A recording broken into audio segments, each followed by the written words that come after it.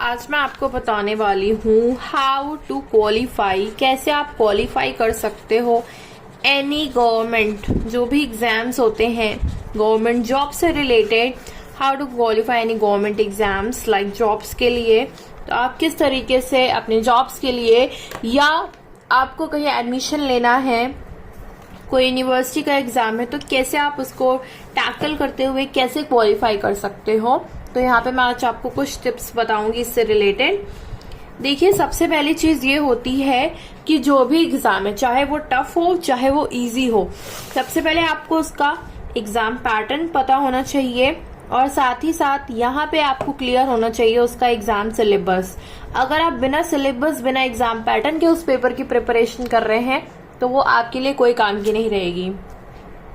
चाहे मैं यहाँ पे टीचिंग एग्जाम लूं, चाहे यहाँ मैं कोई भी एग्जाम लूं, चाहे आप एसएससी का एग्जाम ले लीजिए, चाहे कोई भी टीचिंग एग्जाम उठा के ले लीजिए, या कोई भी एक सेक्टर एग्जाम, यूनिवर्सिटी का एग्जाम ले लीजिए, ठीक है। तो यहाँ पे ये पहली चीज बहुत ज्यादा इंपॉर्टेंट हो जाती है आपके लिए। नेक्स्ट, अगर हम चीज की बात करें तो इसमें प्रीवियस ईयर क्वेश्चन, अगर आप पिछले साल के क्वेश्चन नहीं लगा रहे हो। एक चीज और है, बहुत लोग कहते हैं कि हमें करंट अफेयर पिछले साल के पढ़ने की जरूरत नहीं होती है।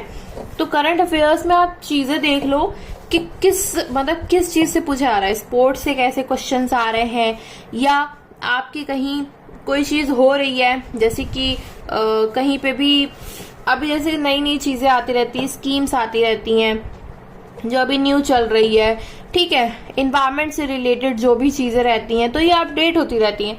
तो आपको इसमें क्वेश्चंस देखने की किस तरीके से पूछे जा रहे हैं, उस तरीके से न्यू क्वेश्चंस पढ़ने होते हैं। और ये करंट अफेयर की बात करें तो पिछला भी पूछा जा सकता है, ऐसा नहीं है कि आप जो अभी रिसेंटली चल रहा है वही पूछा जा सकता है। कभी कभी ऐसा भी हो जाता है कि आप भले 2023 का एग्जाम दे रहे हो या 2024 में एग्जाम दोगे, बट यहाँ पे पिछले साल के भी, मतलब कि 2022, 21 के भी क्वेश्चन आ जाते हैं अगर आप उठा के देखो तो ये कुछ रिपीटेड चीजें होती हैं जो कि पूछी जाती हैं, ठीक है।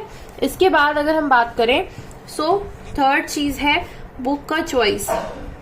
जो बुक की चॉइस होती है वो बहुत ही ध्यान से करिए, क्योंकि यहाँ पे जो बुक्स होती हैं कोई भी एग्जाम को क्रैक करने के लिए, ठीक है, तो यहाँ पे कुछ उसमें भी मिस्टेक्स रहती हैं।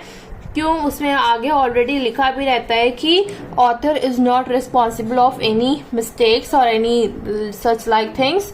जैसे मैंने किरण वगैरह की बुक में देखा है, मैं सबका नहीं, सीटेट का बता रही हूँ, ठीक है। तो उसमें काफी ज्यादा मिस्टेक्स थी, काफी ज्यादा, क्योंकि आप गूगल पे सर्च करोगे तो कुछ और कुछ आंसर दिखाएगा, वैसे आपको कुछ और आंसर दिखाएगा। तो यहाँ पे बहुत ही ज्यादा मिस्टेक्स होती हैं।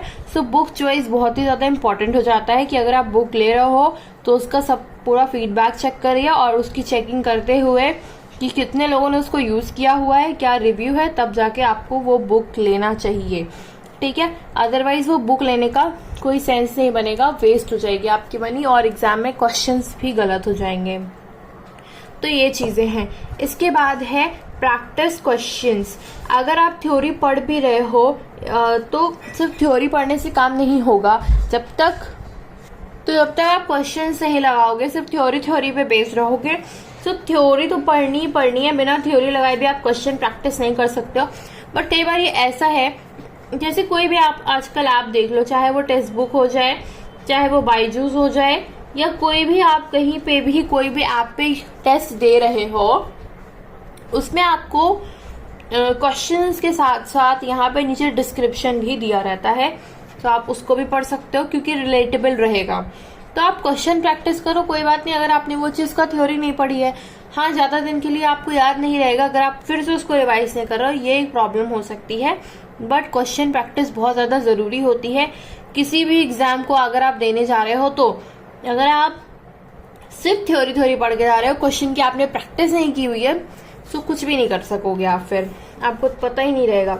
इसके बाद है कि जब आपकी पूरी की पूरी प्रिपरेशन मान लीजिए हो जाती है, क्योंकि सिलेबस काफी एग्जाम्स का बहुत ज्यादा होता है, या हमें भी नहीं पता होता है कि जैसे रीजनिंग किसी एग्जाम्स में आ रही है, इसके साथ साथ यहाँ पे जनरल अवेयरनेस आ रहा है जिसमें करंट अफेयर्स वगैरह भी पूछे जा रहे हैं। जो आपका कोर सब्जेक्ट है वो तो आता ही आता है, ठीक है।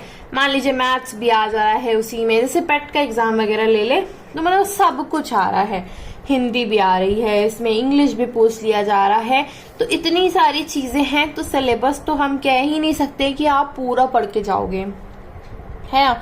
तो सिलेबस तो आप पूरा नहीं कवर कर पाओगे ना, किसी भी चीज को इतना ज्यादा तो नहीं पढ़ सकते एग्जैगरेट करके, बट हाँ तब भी जितना भी हमें आता है उतना हम चीजों को पढ़ेंगे और सिर्फ क्वेश्चंस लगाएंगे। इसके बाद जिस भी एग्जाम की आप प्रिपरेशन कर रहे हो, चाहे वो सीटेट का हो, चाहे वो पीईटी का हो, कोई भी एग्जाम अगर मैं बात करूं, या कोई भी यूनिवर्सिटी का हो, जैसे एयू वगैरह के तो प्रीवियस आपको क्वेश्चंस मिलते नहीं है, जब मैंने दिया था, ठीक। तो जो भी मतलब रिव्यू रहता है स्टूडेंट्स का, उसके बेसिस पे यूट्यूब वगैरह पे आप देखो तो काफी आपको चीजें मिल भी जाती हैं। भले ही अगर किसी का प्रीवियस ईयर क्वेश्चन या किसी का क्वेश्चन या पेपर ही नहीं दिया हो, तो यहाँ पे आपको क्या लगाने हैं, मॉक टेस्ट लगाने हैं। पूरा का पूरा पेपर जितने घंटे का, मान लीजिए यहाँ पे 2.5 घंटे का पेपर हो रहा है, 2.5 घंटे का पेपर है, तो 2.5 घंटे में आप अपना स्कोर चेक करो। और स्कोर ऐसा नहीं कि सिर्फ आपको हफ्ते में देना है, आप 3 दिन में दे दो, चाहे तो 4 दिन के गैप में दे दो, चाहे चलो आप 7 डेज के गैप्स में दे दो। जितना भी आपका टाइम बचा है एग्जाम को उस हिसाब से देना है। ऐसा नहीं है कि आपका एग्जाम 30 डेज बाद है तो आप 7-7 दिन में लगाओगे, सिर्फ 4 ही मॉक टेस्ट लगा पाओगे ना। तो आपको लगभग यहाँ पे 10 से 15 इतने तो मिनिमम आपको लगा लेने हैं मॉक टेस्ट, अगर आप किसी भी एग्जाम को देने जा रहे हो। साथ ही साथ प्रीवियस ईयर क्वेश्चन पेपर भी आप सॉल्व कर लीजिए, क्योंकि काफी ज्यादा हेल्प मिलती है उसको। और एक बार सॉल्व नहीं करना है, उसी पेपर को आप दोबारा सॉल्व करिए, 3 बार सॉल्व करिए, 4 बार सॉल्व करिए, क्योंकि बिना सॉल्व के नहीं हो पाएगा ना। ठीक है, मतलब अगर आप सॉल्व कर ले रहे हो, मान लीजिए कोई क्वेश्चन नहीं आपको आ रहा था, तो कुछ टाइम बाद क्या होगा, वो फिर आप भूल जाओगे, तो फिर से उस पेपर को लगा लो, उस पेपर को दोबारा आप लगाओगे तो चीजें आपको पता रहेंगी, ज्यादा टाइम नहीं लगेगा, तो टाइम वेस्ट नहीं होगा आपका।